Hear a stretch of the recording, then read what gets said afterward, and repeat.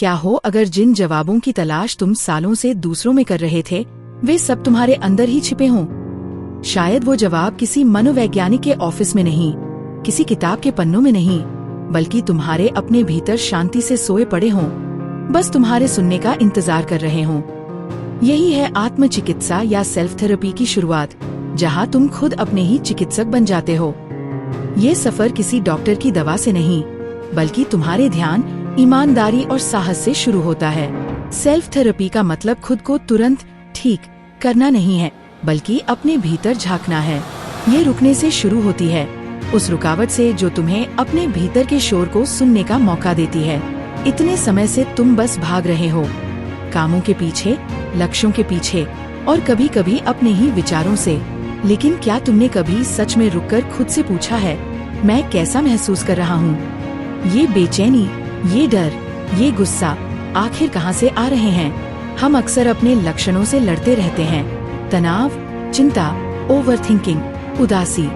पर असली सवाल ये नहीं कि मैं ऐसा क्यों महसूस कर रहा हूँ, बल्कि ये कि मैं खुद को समझने के लिए कब रुकूंगा। हम हर बार किसी नए डिस्ट्रैक्शन की ओर भागते हैं, कोई नया मोटिवेशनल वीडियो, कोई और काम या कोई और बहाना। लेकिन सच्चाई ये है कि तुम्हारा मन टूटा नहीं है, तुम्हारी भावनाएं गलत नहीं हैं, तुम्हारे विचार तुम्हारे दुश्मन नहीं हैं। वे तो बस संकेत हैं, तुम्हारे उन हिस्सों के जो बहुत समय से अनसुने रह गए हैं। जब तुम डरते हो, जब तुम्हें खुद पर शक होता है, जब तुम गुस्सा करते हो, ये तुम्हारा मन तुम्हारे खिलाफ नहीं, बल्कि तुम्हारे पक्ष में काम कर रहा होता है। वह तुम्हें बचाने की कोशिश कर रहा होता है, लेकिन पुराने प्रोग्राम पर। जैसे किसी पुराने जीपीएस में रास्ता अपडेट ना हुआ हो और वह बार बार गलत दिशा दिखाता रहे। सेल्फ थेरेपी का मतलब उस पुराने सिस्टम को अपडेट करना है। जब तुम खुद को सुनना शुरू करते हो, तब हीलिंग शुरू होती है। खुद को समझना यानी सेल्फ अवेयरनेस ही हर उपचार की नींव है।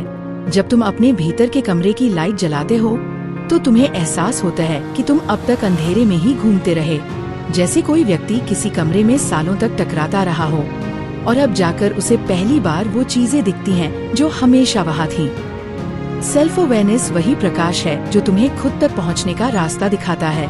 ज्यादातर लोग इमोशनल ऑटो पायलट पर जी रहे हैं। वे किसी के कहने पर तुरंत नाराज हो जाते हैं, आलोचना सुनते ही खुद को दोषी मान लेते हैं, अकेले होते ही फोन उठा लेते हैं।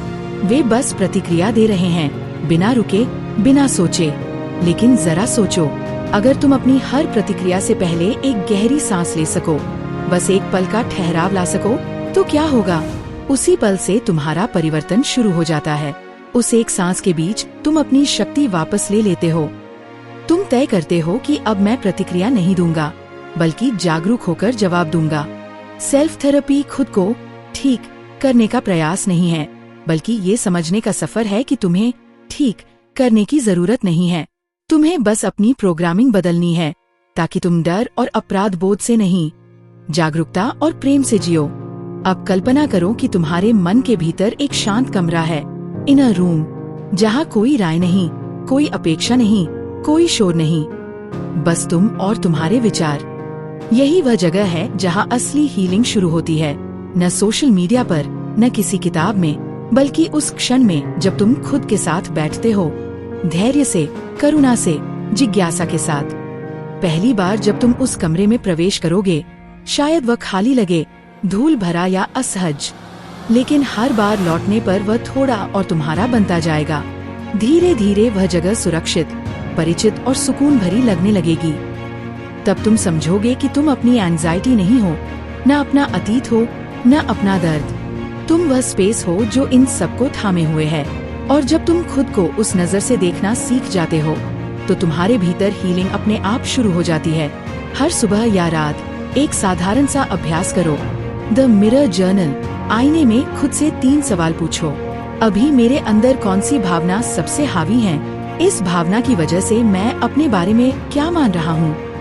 अगर मेरा कोई दोस्त ऐसा महसूस कर रहा होता, तो मैं उसे क्या कहता? फिर इन सवालों के जवाब लिखो और खुद को सुनाओ। धीरे धीरे तुम्हें एहसास होगा कि तुम अपने ही मन के माता पिता बन रहे हो। तुम खुद को वही समझ और प्यार देने लगे हो जिसकी तुम्हें हमेशा जरूरत थी। अब समझो, इमोशनल जीपीएस क्या है? हमारी भावनाएं कोई बाधा नहीं हैं, वे रास्ता दिखाने वाली दिशाएं हैं। दुख, गुस्सा, डर, बेचैनी, ये सब तुम्हारे जीवन का नक्शा है। पर समाज ने हमें सिखाया है कि मत रो, मजबूत बनो, भावनाओं में मत बहो। जबकि सच्चाई ये है कि भावनाएं कमजोरी नहीं बल्कि डेटा है। वे बताती हैं कि तुम्हारे अंदर क्या जरूरी है, कहाँ सीमा टूटी है, कहाँ डर है, कहाँ जरूरत है। अगर तुम अपनी भावनाओं को दबाते रहोगे तो वे गायब नहीं होंगी, वे बस गहराई में चली जाएंगी, जहाँ से वे और तेजी से वापस आएंगी, चिंता, गुस्सा या थकान के रूप में। इसलिए उन्हें सुनो। हर भावना एक संदेश है। गुस्सा कहता है मेरी सीमा पार हुई है। उदासी कहती है मुझे खोने का दर्द महसूस करने दो। चिंता कहती है मुझे स्पष्टता चाहिए। सेल्फ थेरेपी सिखाती है कि भावना से भागो मत, उसे सुनो, पहचानो और स्वीकार करो। फील टू हील, यानी महसूस करो ताकि ठीक हो सको। जब तुम किसी भावना को नाम देते हो, जैसे मुझे डर लग रहा है या मुझे अपमान महसूस हो रहा है, तो वह भावना अपना आकार खो देती है। अब वह तुम पर नियंत्रण नहीं रखती। जब तुम कहते हो हाँ मैं दुखी हूँ, तुम उसे अस्तित्व दे देते हो और वही अस्तित्व उसकी शक्ति को कम कर देता है। अब वह तुम्हें नियंत्रित नहीं करती बल्कि तुम उसे समझने लगते हो। सच्चाई ये है कि जो लोग सबसे स्ट्रॉन्ग दिखते हैं वे अक्सर भीतर से सबसे ज्यादा टूटे होते हैं, क्योंकि उन्होंने अपनी भावनाओं को सालों तक दबाया होता है। भावनात्मक ईमानदारी कमजोरी नहीं है, ये तुम्हारी सबसे बड़ी ताकत है। जब तुम खुद से ईमानदार होते हो तभी असली हीलिंग शुरू होती है। हर दिन के अंत में खुद से 3 सवाल पूछो। आज मैंने कौन सी 3 भावनाएं सबसे ज्यादा महसूस की? उनका कारण क्या था? वे मुझे क्या सिखा रही हैं? धीरे धीरे तुम्हें अपनी भावनाओं के पैटर्न समझ आने लगेंगे। कौन तुम्हें ट्रिगर करता है? क्या तुम्हें शांति देता है? क्या तुम्हें थका देता है? यही अवेयरनेस तुम्हें अपने भावनात्मक नक्शे को पढ़ना सिखाती है। अब समझो कि भावनाएं सच नहीं होती, लेकिन वे संकेत होती हैं। अगर तुम खुद को अयोग्य महसूस करते हो, इसका मतलब यह नहीं कि तुम सच में अयोग्य हो। इसका अर्थ ये है कि तुम्हारे भीतर कोई हिस्सा अब भी वैलिडेशन चाहता है। अगर तुम असुरक्षित महसूस करते हो, इसका अर्थ ये नहीं कि तुम खतरे में हो। इसका मतलब है कि तुम्हारा मन सुरक्षा चाहता है। भावनाएं झूठ नहीं बोलती, वे बस तुम्हारे ध्यान की ओर इशारा करती हैं। सेल्फ थेरेपी का उद्देश्य भावनाओं को ठीक करना नहीं है, बल्कि उन्हें समझना है, उनसे सीखना है, उन्हें अपने जीवन के मार्गदर्शक की तरह उपयोग करना है। जब तुम अपनी भावनाओं पर प्रतिक्रिया देने के बजाय उन्हें पहचानने लगते हो, तब तुम भावनात्मक परिपक्वता की ओर बढ़ रहे होते हो। यही असली सेल्फ लीडरशिप है। जब तुम अपने मन के शोर के ऊपर खड़े होकर खुद से कहते हो मैं अब खुद को सुनूंगा। हर दिन तुम्हारे जीवन में सबसे ज्यादा बातें कौन करता है? कोई दोस्त, कोई परिवार का सदस्य या शायद तुम्हारा बॉस? नहीं, असली जवाब है तुम खुद। दिन रात जागते सोते वह आवाज तुम्हारे दिमाग में चलती रहती है, जो तुम्हारी हर बात पर टिप्पणी करती है। कभी कहती है तुम अच्छा कर रहे हो, और कभी चुपचाप फुसफुसाती है तुमसे नहीं होगा। यही है तुम्हारा इनर डायलॉग, तुम्हारे जीवन की सबसे प्रभावशाली बातचीत। यह आवाज तुम्हारा मूड तय करती है, तुम्हारा आत्मविश्वास बनाती या तोड़ती है, और सबसे जरूरी, ये तुम्हारे आत्ममूल्य की नींव रखती है। लेकिन क्या तुमने कभी इसे सच में सुना है? हम सबके भीतर एक आलोचक, इनर क्रिटिक रहता है, जो हमें याद दिलाता रहता है कि हम काफी अच्छे नहीं हैं। ये आवाज किसी पुराने अनुभव से आई होती है, किसी सख्त पेरेंट से, किसी टीचर की बात से या किसी असफलता से। वह आवाज सोचती है कि वह हमें सुरक्षित रख रही है, लेकिन असल में वह हमें छोटा बनाए रखती है। सेल्फ थेरेपी सिखाती है कि उस आवाज को चुप नहीं कराना है, बल्कि पहचानना है, उसे सुनना है, पर उसकी बात माननी नहीं है। जब तुम समझते हो कि मैं अपने विचार नहीं हूँ, मैं उन्हें देखने वाला हूँ, तो तुम्हारे भीतर आजादी की खिड़की खुल जाती है। अब तुम अपने दिमाग के शोर में फंसे नहीं रहते, तुम उससे ऊपर उठ जाते हो। अब तुम्हारे पास चुनाव है, कौन सी आवाज को माइक देना है। जब तुम्हारा भीतर का आलोचक कहे तुम असफल हो, तो तुम खुद से कह सकते हो नहीं, मैं बस सीख रहा हूँ। जब वह कहे तुम में कुछ खास नहीं, तो जवाब दो, मैं अभी प्रक्रिया में हूँ। और यही मेरी खूबसूरती है। यह कोई झूठी सकारात्मकता नहीं है, बल्कि करुणामय सत्य है। क्योंकि खुद से प्यार करना आत्ममुग्धता नहीं, यह आत्मस्वीकार है। अब एक सरल तकनीक अपनाओ, कैच, चैलेंज, चेंज, यानी पहचानो, चुनौती दो और बदलो। जब भी नकारात्मक विचार आए, उसे पकड़ो, जैसे मैं बेकार हूँ। फिर उसे चुनौती दो, क्या सच में यह पूरी तरह सही है? और अंत में उसे बदले हुए शब्दों में कहो, मैं संघर्ष कर रहा हूँ, लेकिन मैं कोशिश कर रहा हूँ। और यही मायने रखता है। जब यह प्रक्रिया रोज की आदत बन जाती है, तुम्हारा मस्तिष्क नए सिरे से सोचने लगता है। यह रिवायरिंग का काम है, और यही सेल्फ थेरेपी का जादू है। रात में एक सेल्फ टॉक जर्नल रखो। दिन भर में तुमने खुद से क्या कहा तुमने खुद को नीचा दिखाया, और अगर वही बात किसी दोस्त ने अपने बारे में कही होती तो तुम उसे क्या कहते? अब वह जवाब खुद को दो। धीरे धीरे तुम्हारी अपनी आवाज तुम्हारे सबसे भरोसेमंद साथी में बदल जाएगी। सोचो, तुम अपने दिमाग में सबसे ज्यादा समय बिताते हो। क्या तुम्हारा मन एक सजा का कमरा या एक घर है जहां तुम लौटना चाहते हो?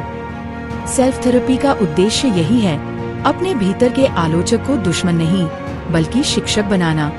ट्रिगर्स जो दर्द देते हैं, वही सिखाते हैं। कभी कभी एक छोटा सा शब्द, किसी का लहजा या कोई स्थिति तुम्हारे भीतर ऐसी आग जला देती है जिसे तुम खुद नहीं समझ पाते। यह गुस्सा या दर्द कहीं न कहीं पुराने जख्मों से जुड़ा होता है। यही है इमोशनल ट्रिगर्स, जो दिखते छोटे हैं पर उनके पीछे सालों का इतिहास छिपा होता है। सेल्फ थेरेपी कहती है, ट्रिगर्स तुम्हारे दुश्मन नहीं, तुम्हारे शिक्षक हैं, क्योंकि वे दिखाते हैं कि अभी कौन सा हिस्सा तुम्हारे भीतर अधूरा है। जब कोई तुम्हारी आलोचना करता है और तुम भीतर से जल उठते हो, तो शायद ये सिर्फ उनकी बात नहीं, यह उस पुराने पल की याद है जब तुम खुद को पर्याप्त महसूस नहीं करते थे। जब कोई तुम्हें नजरअंदाज करता है, तो शायद यह उस समय की याद है जब किसी प्रिय व्यक्ति ने तुम्हें अस्वीकार किया था। हर ट्रिगर वर्तमान का नहीं, अतीत का प्रतिबिंब होता है। उसे समझने का एक तरीका है, 4 सरल कदमों में ट्रिगर हीलिंग प्रोसेस। पहला, फील इट। जब भी ट्रिगर महसूस हो, उसे दबाओ मत। शरीर में महसूस करो, क्या छाती भारी हो रही है, सांसें तेज हैं, बस नोटिस करो। दूसरा, नेम इट। साफ साफ कहो, मैं अभी उपेक्षित महसूस कर रहा हूँ। तीसरा, ट्रेस इट।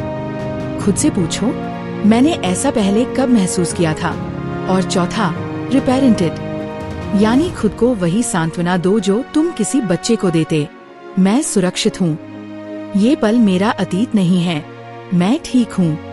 जब तुम हर ट्रिगर को कंपैशन से देखते हो, वह धीरे धीरे अपनी शक्ति खो देता है। अब तुम प्रतिक्रियात्मक नहीं, जागरूक बन जाते हो, और यहीं से हीलिंग गहराई पकड़ती है। याद रखो, ट्रिगर ये नहीं दिखाता कि तुम में कमी है, बल्कि ये दिखाता है कि कहाँ अब भी हीलिंग की जरूरत है। इसलिए अगली बार जब कुछ तुम्हें चोट पहुँचाए, तो खुद से पूछो, मेरे किस हिस्से को अभी प्यार चाहिए। यही सवाल तुम्हें अपने आप के करीब लाता है। सीमाएं, आत्मसम्मान की भाषा। सेल्फ थेरेपी का एक और हिस्सा है बाउंड्रीज, यानी सीमाएं तय करना। क्योंकि अगर तुम हर किसी को अपने जीवन में बिना रोक के आने देते रहोगे, तो धीरे धीरे तुम्हारे भीतर की शांति खो जाएगी।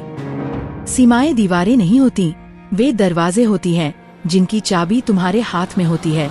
हम सीमाएं इसलिए नहीं बनाते कि दूसरों को रोकें, बल्कि इसलिए कि खुद का सम्मान कर सकें। बहुत से लोग जानते हैं कि उन्हें क्या चाहिए, पर कह नहीं पाते, क्योंकि उन्हें सिखाया गया है कि ना कहना स्वार्थी होना है।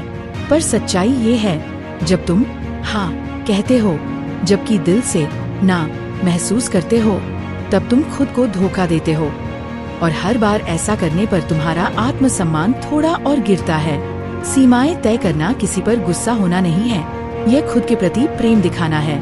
कभी कभी सीमा बस इतनी होती है, मैं अभी उपलब्ध नहीं हूँ, या मुझे ये बातचीत आराम से करनी है। ये सरल, शांत और सम्मानजनक भाषा है। और याद रखो, जो लोग तुम्हारी सीमाओं का सबसे ज्यादा विरोध करते हैं, वही लोग अब तक उनसे सबसे ज्यादा फायदा उठा रहे थे।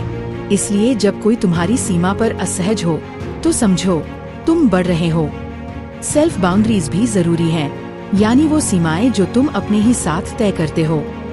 जैसे, मैं रात को बेवजह सोशल मीडिया पर स्क्रॉल नहीं करूँगा, या मैं अपने आप से अपमानजनक बातें नहीं करूँगा, क्योंकि अगर तुम खुद अपनी सीमाओं का सम्मान नहीं करोगे तो दुनिया क्यों करेगी। बाउंड्री बनाना किसी युद्ध की घोषणा नहीं, बल्कि आत्मसम्मान की अभिव्यक्ति है। हर बार जब तुम स्पष्टता से कहते हो, ये मुझे ठीक नहीं लगता, तुम अपने भीतर की शांति को मजबूत करते हो। विश्वास और विचार, अपनी कहानी को फिर से लिखो। कभी कभी सबसे बड़ा दुश्मन तुम्हारे विचार होते हैं, वो कहानियाँ जो तुम खुद को बार बार सुनाते आए हो। मैं कभी सफल नहीं हो पाऊंगा, मुझसे हमेशा गलती होती है, मुझे प्यार नहीं मिल सकता, ये सब सीमित करने वाले विश्वास, लिमिटिंग बिलीफ्स। ये कहानियाँ तुम्हारे बचपन या अनुभवों से बनी हैं, लेकिन सच ये है, वे सिर्फ कहानियाँ हैं, हकीकत नहीं। सेल्फ थेरेपी तुम्हें ये सिखाती है कि तुम्हारे विश्वास तुम्हारी सच्चाई नहीं, बल्कि तुम्हारी बनाई हुई कहानी है, और अगर कहानी तुमने बनाई है तो उसे फिर से लिखा भी जा सकता है। शुरुआत करो अपने किसी एक पुराने विश्वास को पहचान कर, जैसे मैं बहुत देर से शुरू कर रहा हूँ। अब उससे सवाल करो, क्या ये सच है? क्या कोई सबूत है कि मैंने हमेशा असफलता पाई? फिर खुद को नए विश्वास से दोबारा प्रोग्राम करो, मैं सही समय पर सही चीज शुरू कर रहा हूँ। और अब इस नए विचार के अनुरूप छोटे छोटे कदम उठाओ। धीरे धीरे तुम्हारा दिमाग उसी दिशा में काम करने लगेगा। हर सुबह अपने नए विश्वास को दोहराओ, मैं योग्य हूँ, मैं सीखने वाला हूँ, मैं पर्याप्त हूँ। यह अभ्यास सिर्फ शब्द नहीं, आत्म प्रेरणा है। मुक्ति, क्षमा की शक्ति। फॉरगिवनेस यानी क्षमा का अर्थ दूसरों के लिए कुछ करना नहीं है, यह अपने लिए सबसे बड़ा उपहार है। क्योंकि जब तुम किसी के प्रति गुस्सा, दर्द या नाराजगी पकड़े रहते हो, तो वह तुम्हारे भीतर जहर की तरह पलता है। क्षमा का मतलब यह नहीं कि तुम गलत को सही ठहरा रहे हो, ये बस ये निर्णय है कि अब तुम अतीत का बोझ नहीं उठाओगे। कई बार हम सोचते हैं कि अगर हम किसी को माफ कर देंगे तो वो जीत जाएगा, पर सच इसके उलट है। जब तुम माफ करते हो तब तुम आजाद हो जाते हो। तुम्हारा दिल हल्का होता है, तुम्हारा मन शांत होता है और तुम्हारी ऊर्जा वापस आती है। पर सबसे कठिन क्षमा वह होती है जो तुम्हें खुद को देनी पड़ती है, अपने पिछले गलतियों के लिए, उन फैसलों के लिए जिनका तुम्हें पछतावा है। सेल्फ फॉरगिवनेस सिखाती है कि खुद को दोष देना कोई समाधान नहीं, बल्कि आत्म पीड़ा है। खुद से कहो, हाँ मुझसे गलती हुई, लेकिन मैंने उससे सीखा, मैं अब वही इंसान नहीं हूँ। जब तुम यह स्वीकार करते हो तब तुम्हारे भीतर हीलिंग की नदियाँ बहने लगती हैं। अंतिम अध्याय, खुद के चिकित्सक बनना। अब जब तुमने अपनी भावनाओं को समझना, अपनी सीमाएं तय करना और अपने भीतर की आवाज से संवाद करना सीख लिया है, तो याद रखो, यह अंत नहीं, शुरुआत है। सेल्फ थेरेपी कोई एक दिन की प्रक्रिया नहीं, यह जीवन भर चलने वाली साधना है। हर दिन कुछ मिनट खुद से जुड़ने के लिए निकालो। ध्यान लगाओ, जर्नल लिखो या बस शांति से बैठकर अपने मन की बातें सुनो। धीरे धीरे तुम देखोगे, प्रतिक्रियाएं कम होंगी, जागरूकता बढ़ेगी। तुम्हारा मन अब तुम्हारा शत्रु नहीं, तुम्हारा साथी बनेगा। जीवन में पूर्णता नहीं, प्रकृति मायने रखती है। हर छोटी सी जागरूकता, हर ईमानदार पल तुम्हें खुद के करीब ले जाता है। और जब तुम खुद के करीब पहुंचते हो तो बाहरी दुनिया भी बदलने लगती है। अब तुम वही नहीं रहे जो इस सफर की शुरुआत में थे, अब तुम अपने ही चिकित्सक हो। अब तुम्हारे भीतर एक स्थिर, शांत और प्रेममय शक्ति है जो हर तूफान में तुम्हें संभाल सकती है। इसलिए याद रखो, तुम टूटा हुआ इंसान नहीं, तुम अधूरा नहीं, तुम बस विकसित हो रहे हो। हर सांस के साथ तुम ठीक हो रहे हो। और यही है स्वयं थेरेपी की असली कला। धन्यवाद कि आप इस पूरी जर्नी में मेरे साथ बने रहे। अगर आपको इससे कुछ नया सीखने या महसूस करने को मिला तो लाइक करें, शेयर करें और सब्सक्राइब करें।